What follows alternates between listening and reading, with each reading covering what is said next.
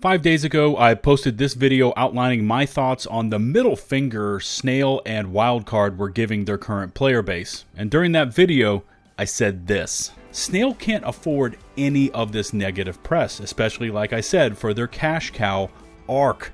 But yet, here we are. Ark Survival Evolved is still getting hit hard over on Steam, and it looks like free copies are being distributed to help boost the positive comments and artificially improve the ratings. Dinosaurs, grr. What the fuck? Gaming publications are also really laying into this story with both barrels, the likes of which I can't ever remember seeing, even now, days after that initial ASA announcement. The truth is out.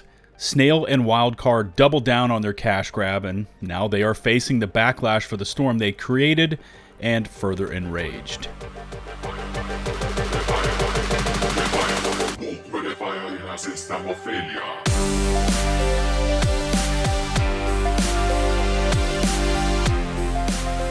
What's going on, everybody? It's LtBuzzLitebeer, and welcome back to the channel. Well, Snail Games and Studio Wildcard seem to have really stirred it up. From their initial UE5 Ark upgrade tease to their March 31st post walking back that free upgrade, now charging for this ASA experience, bundling it with Ark 2 and excluding all DLCs for, at that time, $50, to their latest and greatest and more nefarious offer, $60 for the full ASA experience, but now no Ark 2. Yeah, they've ignited a full-on firestorm of negative press. The very thing they could not afford to do, seeing as how their entire portfolio of games is severely underperforming, excluding Ark. Basically, if they screw up Ark, they are toast. Now, when it comes to games in the gaming industry, studios and publishers alike tend to not try to take on one of the big three when making major announcements. You don't screw with the press, you don't tarnish the perception of your product, and you don't outwardly attempt to piss off your player base. And just so you know, Snail and Wildcard have simultaneously done all three. Absolutely brilliant plan here, guys. So let's first take a look at the press aspect. What I found to be especially interesting is just how hard IGN has really come after Ark and what Studio Wildcard and Snail are attempting to do here. Now, I have some tinfoil hat theories I'm not going to air right now, but as customary, they have to do with following the money. Now, I've covered quite a few games in my time on YouTube, and I may be wrong here. It happens, and when I am, I own it. But again, maybe it's just me, but I haven't seen IGN go full-on hardcore with a game like this since ever. When is the last time you saw something like this from IGN? Ark Remaster is a fuck you to fans. IGN again touched on the subject with this title, Ark Remaster Controversy, and that was the thumbnail title for the IGN Weekly Fix. And a little over 24 hours ago, IGN again hits out at Ark with this one, Ark Devs Walk Back Remaster Bundle Plans, as part of their IGN Daily Fix. Now, before I expand just a bit on this IGN coverage, like him or hate him, IGN is the industry behemoth in covering the latest and trending new video games, interviews, videos, and wikis, boasting over 283 million fans across 35 platforms and 110 countries. So when they start splashing headlines like Ark Remaster is a fuck you to fans, if you're an employee at Snail Games or Studio Wildcard, that's not how you want to be starting off your day. Know what I mean? I tend to consume much more varied gaming content than just IGN, but if you're at all interested, I will include links to all three of these IGN uploads. And as a general note, I always try to include my sources in the video description and pinned comments. I've personally read through both of the latest Ark Community Crunch posts, and so when I see a headline like that from IGN, I have no qualm with their wording or the intentions behind it, because they're right. Now, since their first post, Wildcard and Snail have rebranded the UE5 upgrade package to exclude Ark 2, but include all the DLCs to be released at staggered dates, and have also decided to increase the price by another $10. Now, I broke all of this apart molecule by molecule with this video where I show you that this new offer is basically the same as the old offer, but now just front-loaded and excluding Ark 2, a point touched on in this April 8th Rock Paper Shotgun article. Quote, "I'll be honest, I'm not sure this is any better than what was announced last week. It's good that you no longer need to buy an unreleased sequel, I agree, one that is due to be available on Game Pass no less, but you instead have to pay more money in order to get a bunch of DLC that won't be ready at launch. Studio Wildcard also mentioned that this remaster includes, quote, critical design changes, but their own list of features are just graphical upgrades or QOL changes that don't sound worth the cost of a whole new game. And that last statement they make about graphical upgrades is actually an interesting bit to touch on.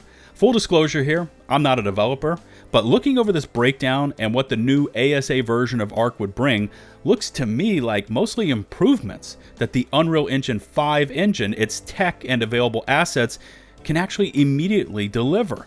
Unreal Engine 5 overhaul with Nanite, Lumen, and RTX DI, dynamic water, interactive foliage, Unreal Engine 5 performance gains, instanced rendering, threaded server networking, and native physics engine art assets being upgraded throughout the game. There's also a mention of cross-platform anti-cheat, but no elaboration. Maybe I missed it. And then further on in this Community Crunch breakdown of how Unreal Engine 5 is going to improve Ark is this point about how mods and the mod system will change once ASA launches in August.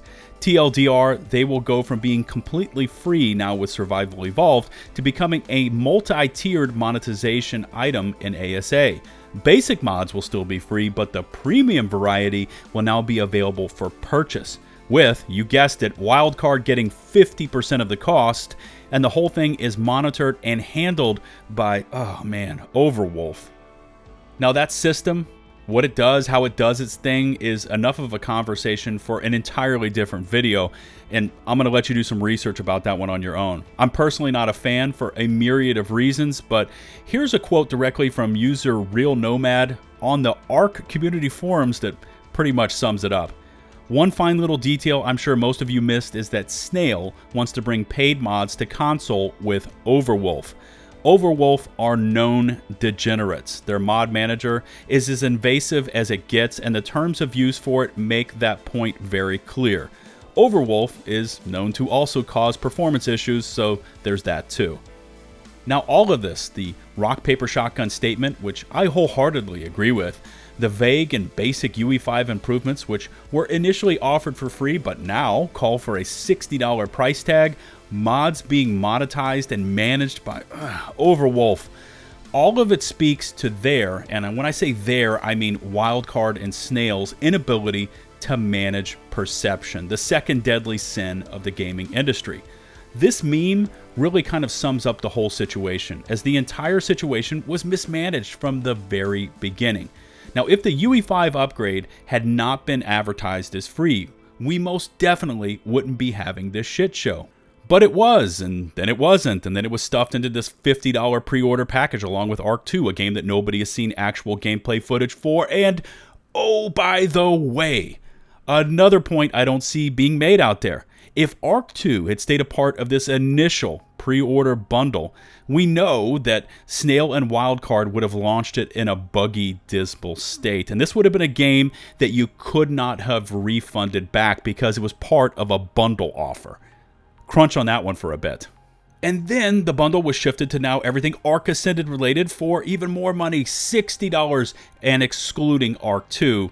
And oh, by the way, there's another $20 ASA DLC coming out late this year. You guessed it, you'll have to pay for.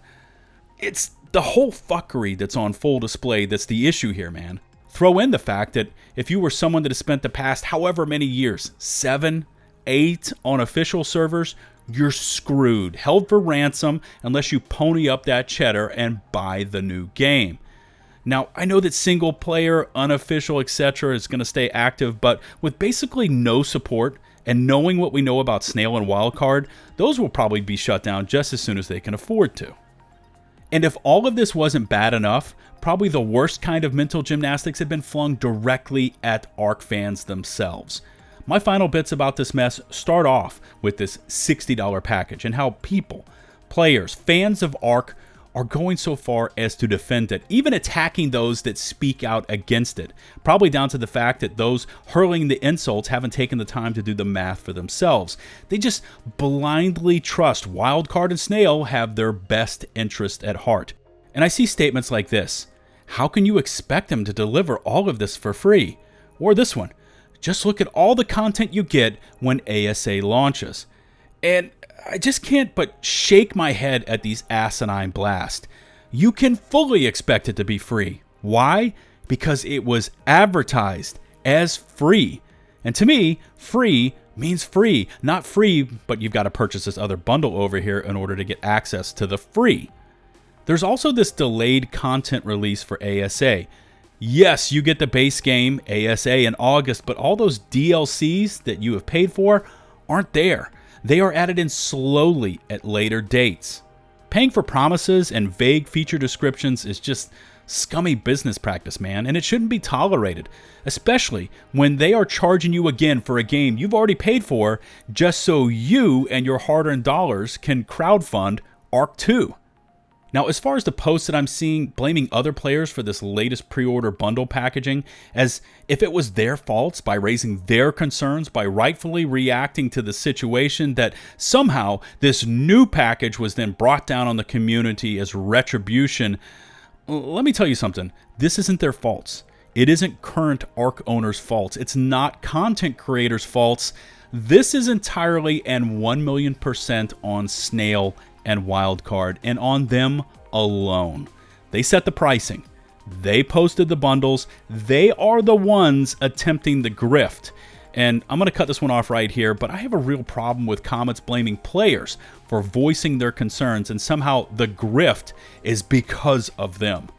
Consumers shifting blame to guiltless parties is wrong on multiple levels. This is squarely on the studio and the publisher, as they're the ones posting huge explanations and itemized list of all these upcoming ASA upgrades, this whole future is bright scenario, as long as you give them more money after they tease the free upgrade. And oh, by the way, they're going to simultaneously be shutting down certain facets of the old game and excluding players from content they already purchased. As I laid out in one of my previous videos, I would personally hold off on purchasing this ASA bundle. Snail and Wildcard have brazenly attempted the third never do this offense by going directly after and pissing off their own player base. $60 for a shinier version of content you already own is egregious, man.